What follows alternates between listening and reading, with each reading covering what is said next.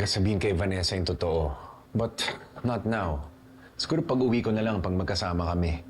Ayoko na kasing dagdagan yung iniisip niya. Baka lumala pa lalo na wala ako. Anak, kapag pinagdududahan ka ng asawa mo, isa lang ang ibig sabihin nun. Wala siyang tiwala sa'yo. Hindi naman sa ganun, Ma. Alam mo naman may issue yung dalawa, di ba? Ayoko lang palakihin pa. Oo na. Sige na, I will lie for you. Thank you. Basta ako nang bahala mag-explain pag-uwi natin, okay? Pero wag lang ako ang kausapin mo. You need to speak to Trixie to convince her to be discreet about her being here. About that, Ma, pwede bang ikaw na lang sana kumausap? Iniisip ko kasing iwasan na siya eh. Di ba ikaw may kailangan sa kanya? Dapat ikaw ang kumausap kay Trixie.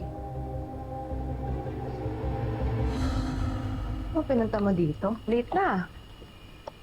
Gusto ko lang sana mag-sorry. Sorry? Para saan? Alam mo na, kasi Besh,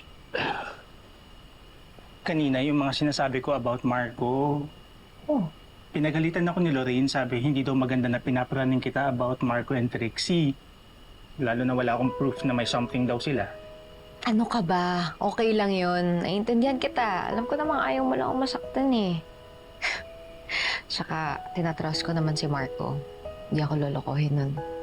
Basta Beshi, from now on, sobrang loyal na ako sa inyo. Team Varco forever. And hindi ko na i-bring up yan si Trixie na yan. Itong Marco. Vanessa Marco. Ate, tinuk ko yung account ng Trixie. Hoy, don't say bad words. Pero kailangan ito makita ni ate. Ano ba yan? Hello, Singapore! Look at our lovely hotel, guys. I'm here with Tita Sylvia and of course Marco. Tita Sylvia just went inside. Ate, magkasama si Kuya Marco at si Trixie sa Singapore.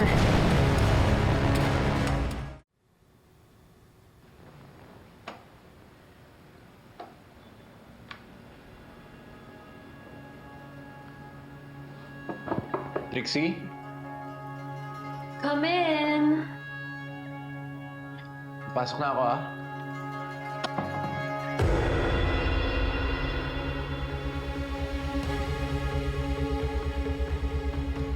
Sorry.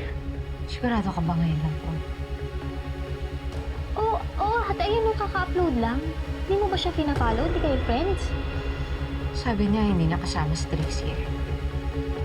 Ate, nagsisinungaling siya sa'yo. Niloloko ka ni Kuya Marco.